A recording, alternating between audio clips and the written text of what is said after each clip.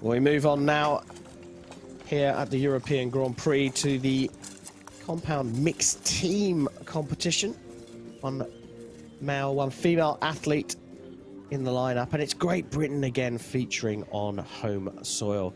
Great Britain facing Luxembourg for this compound mixed team gold medal.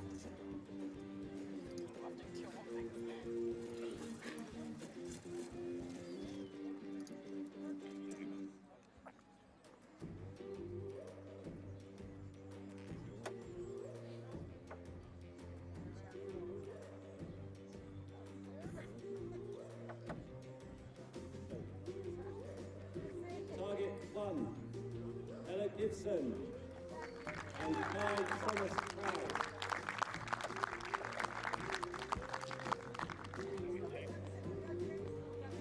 Target 2, Luxembourg, Maria Stolna, Gilles Stewart. The line judge for this match, Manuela Pesce.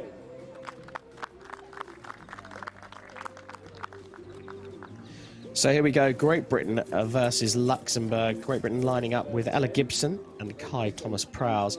Luxembourg with Maria Skolna and Gilles Seward. The team from Luxembourg, albeit shooting against the home team, look pretty relaxed and very happy to be here, Chef. Yeah, I think they genuinely are happy to be there, and typically if I see them shoot, they are just having fun and shooting high scores while they're at it.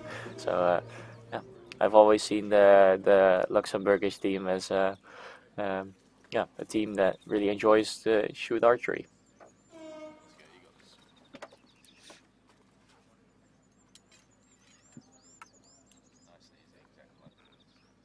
Be Great Britain to shoot first. Got to buy through the first round, beat the Czech Republic and Germany to make this final. 9.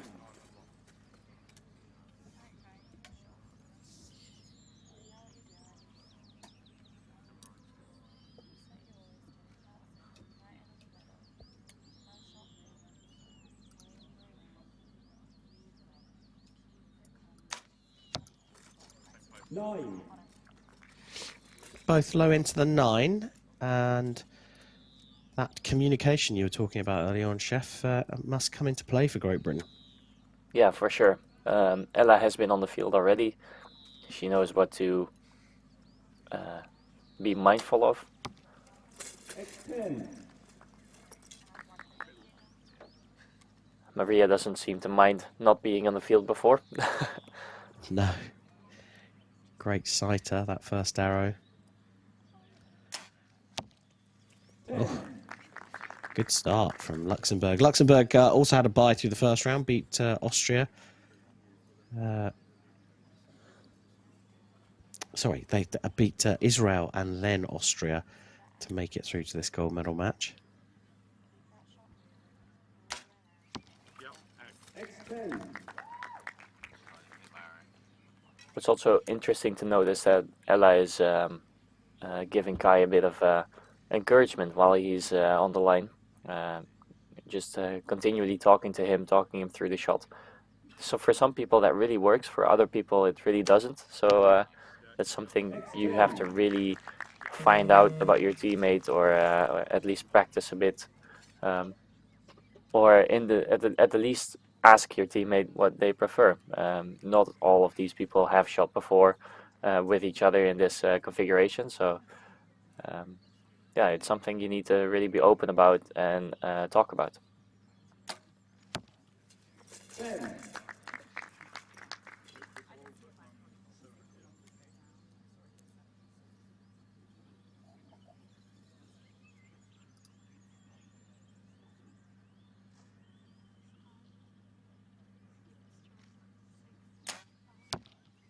Just a little bit of movement there from Gilles Seward. Yeah, Dropped low. I think he might still have hit the line.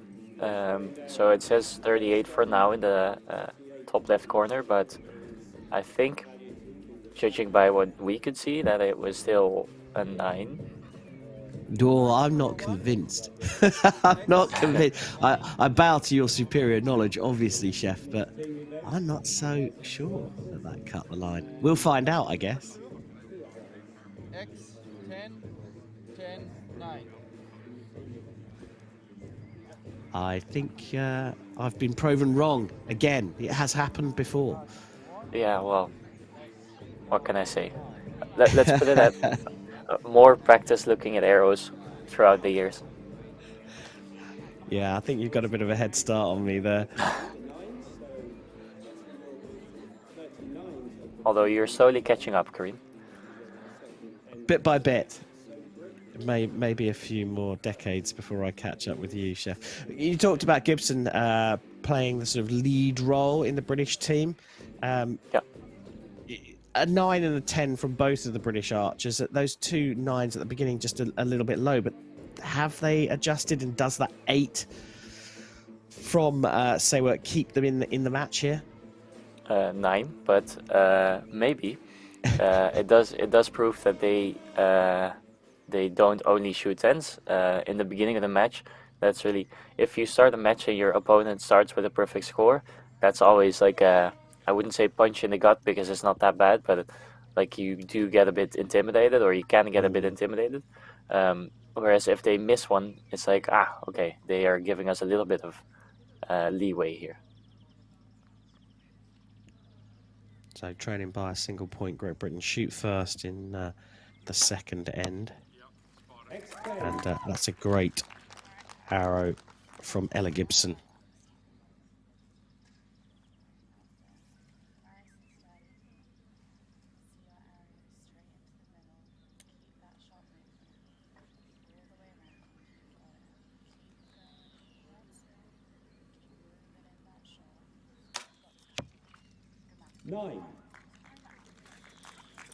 It's a bit of a long hold, but I feel like that's maybe just his style of shooting.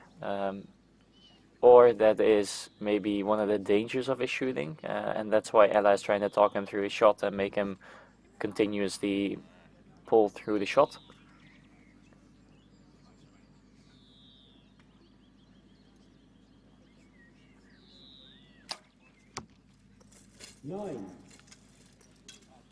Bit of a longer hold there as well. Yeah, I agree. And I was searching for an indication of why it was a bit of a longer shot, but it doesn't seem like there's too much wind. It doesn't seem like they're trying to fight the wind to aim in the middle of the target. So maybe just, sometimes your shot doesn't go as fast, which is okay. You have a certain rhythm you want to shoot in, but it's not always, you don't need to shoot an exact rhythm to hit the middle. That was a bit faster. It seemed more relaxed as well. So before, Kareem, we talked about how in a team you have 3 spots that you need to fill, and the beginning and the end are the difficult ones, so to say. You can see here that Ella starts off with the first arrow, and then they switch around the order so that Ella closes off and anchors the end as well. So that just tells you that Ella is the more experienced archer here, and they trust her to be okay with those kind of nerves.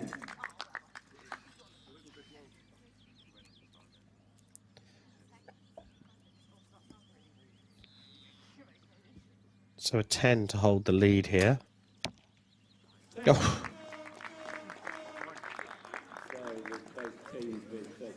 They're looking really good, aren't they, Luxembourg? They look relaxed, calm, and in control. Yeah, and the last shot of Gilles, it needed to be pretty fast because I don't think he had that much time left to shoot the arrow, which is difficult because then you need to go out of your way to shoot a quick one, shoot a quick shot.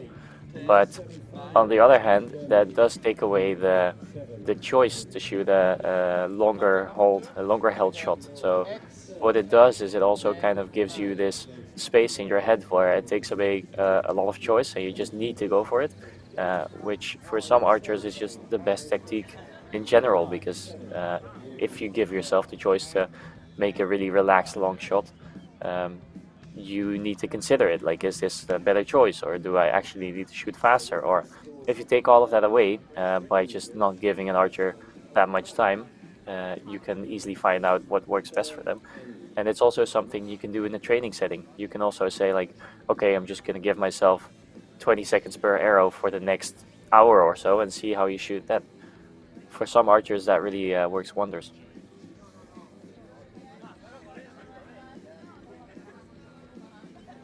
Yeah, fascinating insight there, Chef, into what seems like a very simple game, and in essence it is a simple game. Hit the middle of the target more times than your opponent, but there's so much more to the mental side of the game. Luxembourg leading at the halfway stage by 78 points to 77.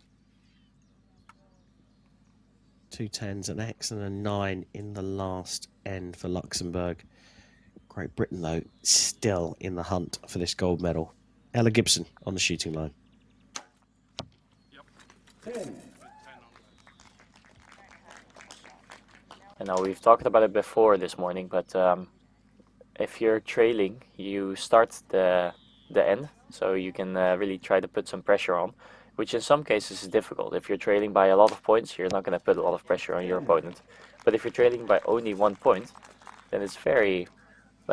I wouldn't say it's an advantage to trail by 1 point, because that would be a stretch, but you can really, put some pressure on your opponent, see how well they can cope with that.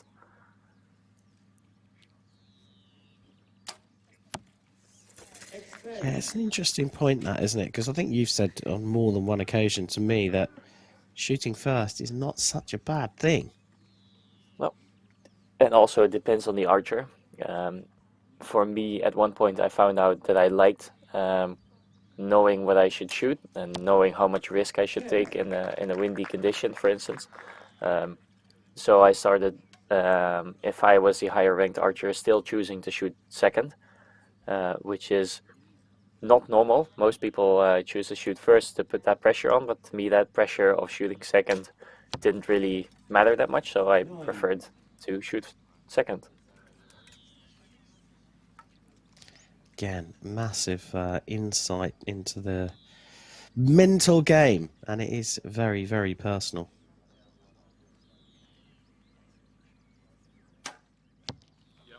Ten.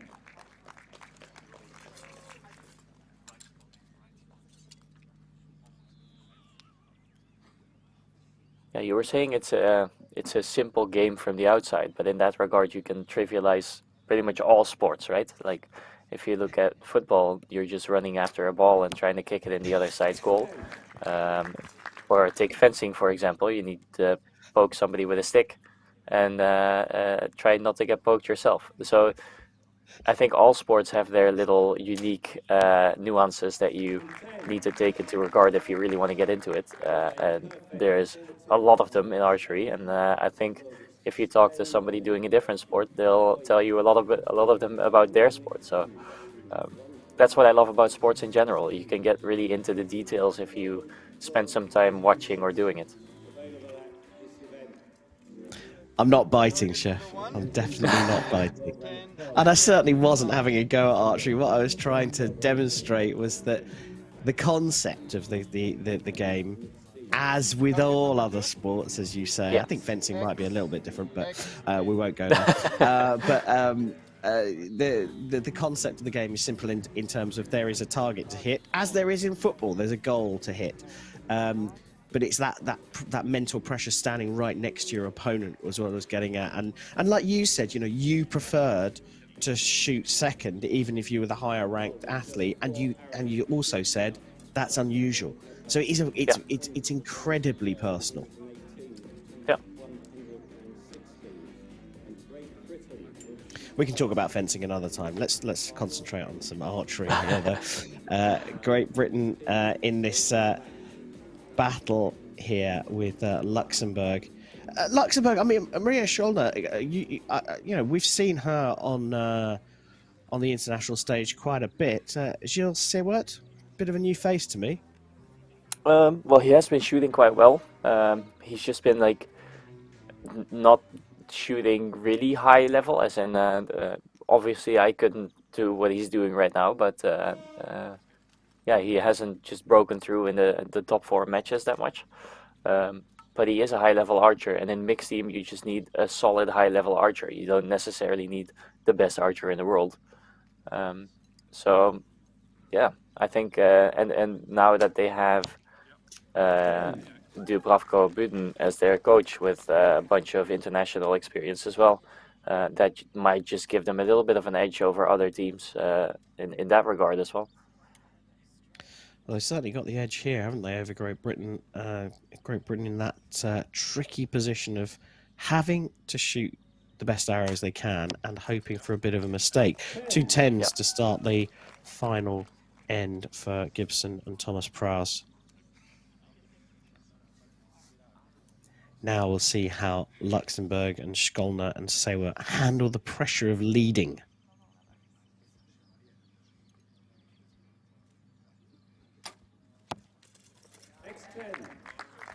Quite well, I'd say. That's the 6th 10 in a row from the Luxembourg team. Actually, I'll correct that. That's the 7th 10 in a row, but followed up there.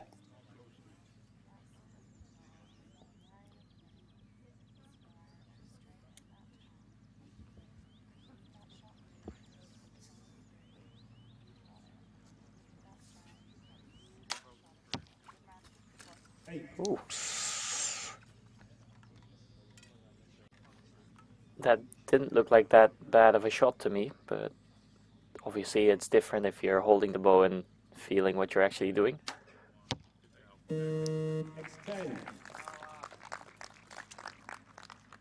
Right on the buzzer again for 154 from Great Britain. This is very much in the hands of Skolna and Sewa now.